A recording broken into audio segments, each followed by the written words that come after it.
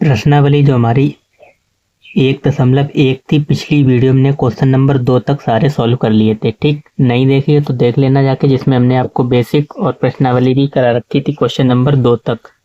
ठीक, और एक फॉर्मूला बताया था, HCF गुणे LCM बराबर होता है दो संख्याओं के गुणनफल के बराबर, यही फॉर्मूला। ठीक, तो तीसरे क्वेश्चन से शुरू करते हैं। कह रहा है अभाज्य गुणनखंड विधि द्वारा निम्नलिखित पूर्णांकों के HCF और LCM ज्ञात कीजिए। ठीक, ये तीनों दे रखे हैं, आसानी से हो जाएंगे। तो HCF और LCM हमें ज्ञात करना है, किससे? अभाज्य गुणनखंड विधि से।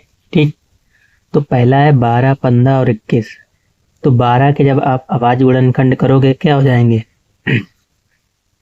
देखो 12 को लिख सकते हो 2 गुणे 2 और गुणे 3। ठीक, क्योंकि 2 दूनी 4, 4 तीयों 12। ऐसे 15 के अभाज्य गुणनखंड 3 गुणे 5। ठीक, 5 तीयों 15।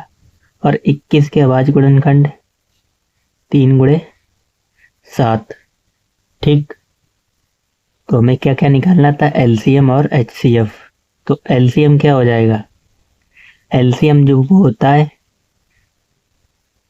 मतलब तीनों में जो कॉमन हो वो तो लेना ही है, और साथ साथ जो भी नंबर आए अलग वो भी लेने होते हैं। ठीक, LCM में तो यहाँ पे ये तो आ जाएगा 2 की पावर 2, यानी 2 गुणे 2 गुणे, और जो कॉमन है वो एक ही बार लिखना है, और 5 और 7। ठीक, तो गुणा कर लो, 2 दूनी 4, 4 तीयों 12, 12 पंचे 60 और 6 सत्ते 42, 420 हो जाएगा। ठीक, और HCF क्या होता है? यानी जो तीनों में कॉमन हो और उसकी छोटी पावर। तो तीनों में क्या कॉमन है? 3 कॉमन है, तो HCF हो जाएगा आपका 3। ठीक, LCM 420 और HCF 3। ठीक, ऐसे ही इसका निकाल लो दूसरे वाले का, 17, 23 और 29। अब अगर आप ध्यान से देखोगे 17, 23 और 29 आपकी कैसी संख्याएं हैं? अभाज्य संख्याएं हैं। तो अभाज्य संख्याओं का जो HCF होता है वो हमेशा 1 होता है। कैसा होता है? 1। और LCM जो होता है, LCM इन्हीं तीनों संख्याओं का गुणनफल होता है, 17 गुणे 23 गुणे 29। तो जब तीनों को गुणा करेंगे जो उत्तर आएगा वही इसका क्या होगा? LCM होगा। ठीक, कर लेना गुणा। ठीक, ये चीज आप चाहो तो नोट करके लिख सकते हो साइड में। अभाज्य संख्याओं का LCM उन्हीं संख्याओं का गुणनफल होता है। अभाज्य संख्याएं कौन सी होती हैं? जैसे 2, 3, 5, 7, ये किसी से नहीं कटेंगी, स्वयं और एक के अलावा ये अभाज्य संख्याएं कहलाती हैं। ठीक, तो इनका जैसे अगर LCM निकालना था आपको, इनका अगर LCM निकालना हो 2 और 3 को, तो इन्हीं को गुणा कर दो तो LCM आ जाएगा। और HCF निकालना हो तो 1 होगा हमेशा। ठीक, इतना ध्यान रखना है। अब आ जाओ तीसरे पे, 8, 9 और 25। इनका हमें क्या निकालना है? LCM और HCF। तो 8 को क्या लिख सकते हो आप? बोलोगे सर हम लिख सकते हैं 2 गुणे 2 गुणे 2। और 9 को क्या लिख सकते हो आप? बोलोगे सर इसको लिख सकते हो 3 गुणे 3। और 25 को आप बोलोगे सर इसको लिख सकते हो 5 गुणे 5। ठीक, लिख सकते हैं, बिल्कुल लिख सकते हैं। तो इनका LCM क्या हो जाएगा? LCM निकाल लो, यानी 2 की पावर 3 गुणे 3 की पावर 2 गुणे 5 की पावर 2। ठीक, अब इसमें तीनों में कॉमन नहीं था, तो तीनों में कॉमन होता तो हम उसको एक ही बार लेते। ठीक, तो 2 की पावर 3 कितना होता है? 8, और 3 की पावर 2 9, और 5 की पावर 2 कितना? यानी 25। अब अभी हमने आपको समझाया था ये कैसी संख्याएं थी? 2, 3, 5 अभाज्य संख्याएं थी नहीं थी? बिल्कुल थी। तो इनका जो LCM होता है कितना होता है? इन्हीं के गुणनफल के बराबर होता है। तो इन सब का गुणनफल कर दो, वही आपका LCM आ जाएगा। 8 ने 72 गुणे 25। ठीक, तो 25 दूनी 50 और 25 सत्ते 175। ठीक, 25 सत्ते 175। 175 में 5 और जोड़ लो, कितना हो जाएगा? 80। 1800 LCM आ जाएगा। ठीक। और HCF क्या होता है? अभाज्य संख्याओं का जो तीनों में कॉमन हो, मतलब सॉरी, अभाज्य संख्या का HCF 1 होता है। ठीक, 2, 3, 5 कैसी संख्या है आपकी? अभाज्य संख्या नहीं है, अभी आपको बताया 2, 3, 5। ठीक, और इसकी आप कितनी भी पावर कर लो तो HCF हमेशा 1 ही रहेगा। ठीक, तो यहाँ पे पावर अलग अलग थी और तो HCF आपका 1 आ जाएगा। ठीक, अब चौथे क्वेश्चन पे आ जाओ। कह रहा है HCF 306 और 657 का 9 दे रखा है। ठीक, 9 दिया है और LCM इसका पूछा गया, इन दोनों का LCM पूछा गया है। ठीक, अब ये क्वेश्चन आपको इतनी बार पूछा गया, एग्जाम में बहुत बार पूछा गया, तो एग्जाम की दृष्टि से ये वेरी इंपॉर्टेंट है, लगभग हर बार ही पूछ दिया जाता है। ठीक, तो देखो चौथा हमें देकर क्या रखा है, हमें HCF दे रखा है। HCF किसका दे रखा है? 306 और 657। इन दो नंबर का HCF कितना दे रखा है? 9। ठीक, और LCM पूछा गया इन दोनों नंबर का, 306 और 657। ठीक, HCF पूछा गया है, HCF दिया है, LCM पूछा गया है। तो हमने आपको एक फॉर्मूला बताया था कि दो संख्याओं का गुणनफल, दो संख्याओं का जो गुणनफल है वो उनके HCF और LCM के बराबर होता है। HCF गुणे LCM के बराबर होता है। ठीक, अगर आप पेपर में लिखते तो आप इससे पहले एक स्टेप और लिखते कि हम जानते हैं कि दो संख्याओं का गुणनफल HCF गुणे LCM के बराबर होता है। ठीक, और दो संख्याएं हमें क्या दे रखी? 306 और 657। तो 306 गुणे 657। ठीक, और HCF इसका दे रखा था कितना? 9, और LCM तुमसे पूछा गया था। ठीक, तो LCM को यहीं रहने दो, इसको बट्टे में भेज दो। तो LCM 306 गुणे 657 और बटे 9। ठीक, काटा पीटी कर लो, 9 से ये कट जाएगा कितनी बार?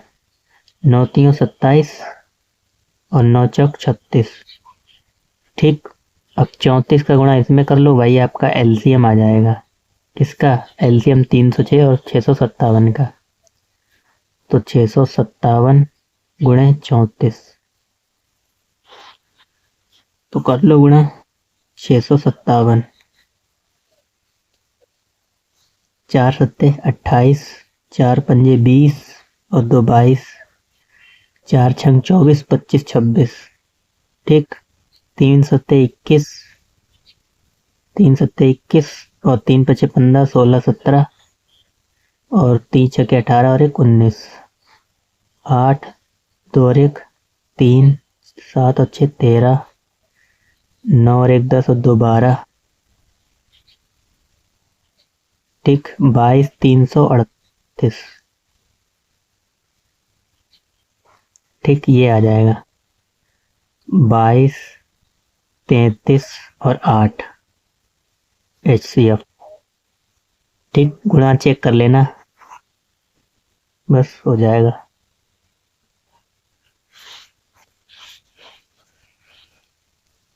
अब पांचवें क्वेश्चन पे आ जाओ। पांचवा करा कि जांच कीजिए क्या किसी प्राकृतिक संख्या n के लिए संख्या 6 की पावर n अंक 0 पर समाप्त हो सकती है।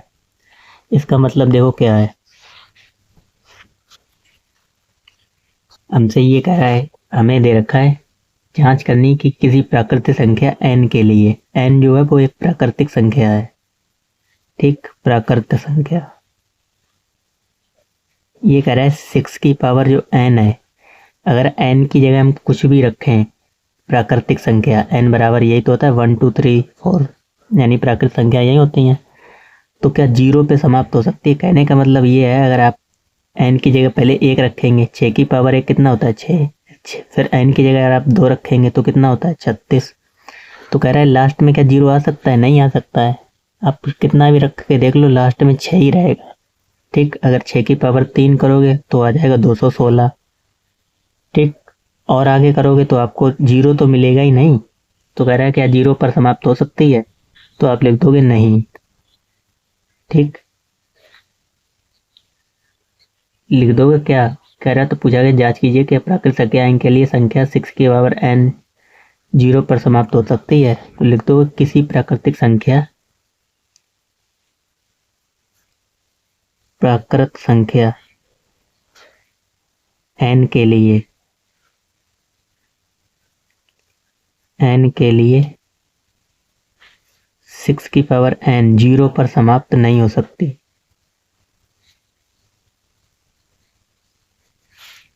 नहीं हो सकती। ठीक, नेक्स्ट आ जाओ छठे क्वेश्चन पे। देखो क्या दे रखा है, कह रहा व्याख्या कीजिए कि ये नंबर और ये नंबर की भाज्य संख्याएं क्यों आए।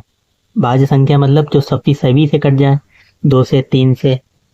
ठीक, भाज्य संख्या सभी मालूम होगा, जैसे हमने लिखा 15, ये तो 3 से कट जाएगी। हमने लिखा 18, 2 से भी कट जाएगी, 3 से भी कट जाएगी। ठीक, ऐसी संख्या जो 2 या 2 से नंबर से अधिक से कट जाए, भाग चला जाए, वो भाज्य संख्या कहलाती हैं। अब हमसे क्वेश्चन में ये दे रखा था, क्या दे रखा था, कह रहा था व्याख्या कीजिए कि 7 गुणे 11 गुणे 13 प्लस 13। ठीक, और एक नंबर और दे रखा था इस साइड, 7 गुणे 6 गुणे 5 गुणे 4 गुणे 3 गुणे 2 गुणे 1 और प्लस 5। कह रहा था ये दोनों भाज्य संख्याएं हैं तो क्यों आए।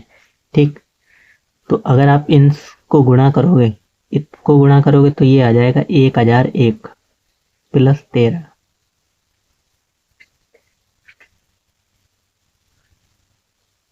और इसको जोड़ोगे, देखो ये तो 2 से अधिक अभाज्य संख्याओं का गुणनफल है, इसीलिए हम कह सकते हैं कि ये भाज्य संख्या है।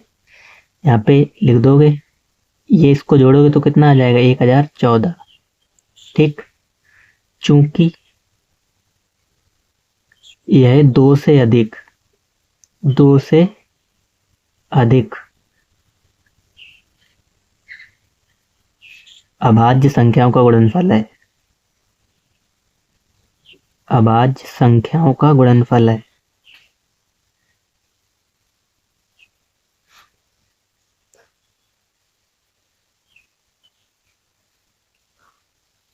अतः यह एक भाज्य संख्या है। ठीक, अतः यह भाज्य संख्या है।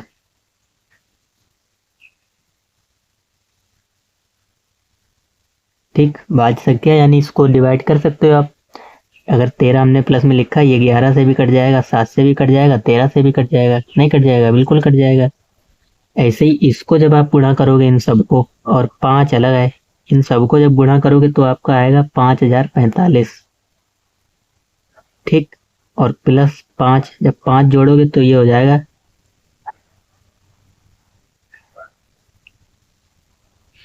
तो इन सबको जब आप गुणा करोगे तो 5040 आएगा। ठीक, और जब 5 जोड़ दोगे तो हो जाएगा कितना, 5045। ठीक, यहाँ से क्योंकि यहाँ पे प्लस लगा हुआ है, इन सबको जब गुणा करोगे तो कितना आएगा 5040, और प्लस 5 करोगे तो 5045 हो जाएगा। ठीक, अब इसको भी आप लिख सकते हो क्या, अगर आप इसको 5, क्योंकि लास्ट में 5 है और ये संख्या 5 से डिवाइड हो सकती है, वैसी संख्या जो एक या उसके अलावा डिवाइड हो सकते खुद से, तो वो भाज्य संख्या कहलाती है। ये 5 से डिवाइड हो सकती है, जब आप इसको 5 से डिवाइड करोगे तो ये आएगा 1009, और इन दोनों का फिर मल्टीप्लाई करोगे तो यही नंबर मिलेगा। ठीक, अब सेम इसमें भी लिख दोगे, यह अभाज्य गुणनखंड 5 और 1009 का गुणनफल है, अतः ये भी एक भाज्य संख्या है। क्या लिखोगे, यह अभाज्य संख्या, अभाज्य सॉरी गुणनखंड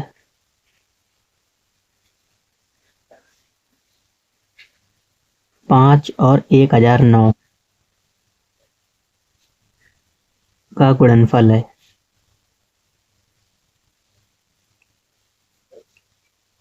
ठीक, लिख दोगे अतः यह एक भाज्य संख्या है। ठीक, इतना ही हमें प्रूफ करना था। अब आ जाओ क्वेश्चन नंबर 7 पे, लास्ट क्वेश्चन। कह रहा किसी खेल के मैदान के चारों ओर एक वृत्ताकार पथ है। इस मैदान का एक चक्कर लगाने में सोनिया को 18 मिनट लगते हैं, जबकि इसी मैदान का चक्कर लगाने में रवि को 12 मिनट लगते हैं। फिर आगे कह रहा है मान लीजिए वे दोनों एक ही स्थान और एक ही समय पर चलना प्रारंभ करते हैं और एक ही दिशा में चलते हैं, तो कितने समय बाद वे पुनः प्रारंभिक स्थान पर मिलेंगे। ठीक, तो हालांकि ये लैंग्वेज वाले तो लगभग बहुत ही नाम मात्र क्वेश्चन पूछे जाते हैं। एक वृत्ताकार पथ है। ठीक, कह रहा है यहाँ पे सोनिया और यहाँ पे ही कौन है, और कौन था, और रवि। ठीक, सोनिया और रवि दोनों एक ही समय में एक ही मतलब यहीं से चक्कर लगाते हैं, तो कह रहा है कितने समय बाद वो एक दूसरे को मिलेंगे। ठीक, मतलब एक ही स्थान पर एक दूसरे बाद मिलेंगे। तो क्वेश्चन देखो, दोबारा पढ़ते हैं। सोनिया को 18 मिनट लगते हैं और इसको 12 मिनट लगते हैं। ठीक, एक चक्कर लगाने में, यानी जब सोनिया यहाँ से यहाँ तक पूरा एक चक्कर कर लेगी, ठीक, तो 18 मिनट लगते हैं, जबकि रवि को मतलब कितने लगते हैं, 12। तो सोनिया को कितने मिनट लगते थे, 18, और रवि को 12। ठीक, तो हमें इसका एलसीएम लेना होगा। जो आपसे पूछ रहा है कि वे पुनः कब मिलेंगे, तो पुनः जब मिलेंगे इनके एलसीएम के बराबर। ठीक, तो इनका एलसीएम निकाल लो, 18 और 12। तो यहाँ पे लिख लोगे सोनिया और रवि,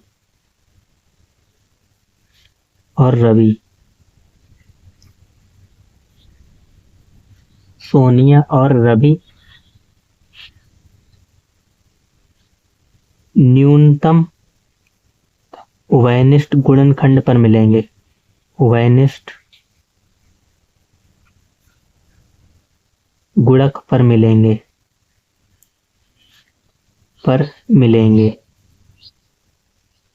ठीक, थोड़ी बहुत तो लैंग्वेज आपको लिखनी जरूर है क्वेश्चन में। तो 18 और 12 का एलसीएम क्या हो जाएगा, एलसीएम आप ऐसे भी लिख सकते हो। ठीक, आपको तो सिर्फ सॉल्व करना है। 2 से 2 ने 18 और ये 18, फिर 2 से कट जाएगा, 2 ने 18, फिर 9 से कट जाएगा। ठीक, तो 2 दूनी 4, 4 नेम 36, 18 और 12 का कितना आ जाएगा, 36। यानी वो 36 मिनट बाद एक दूसरे को पुनः प्रारंभिक बिंदु पर मिलेंगे। ठीक, तो लिख दोगे अतः वे एक दूसरे को 36 मिनट बाद मिलेंगे। ठीक, तो मिलते हैं प्रश्नावली 1.2 में।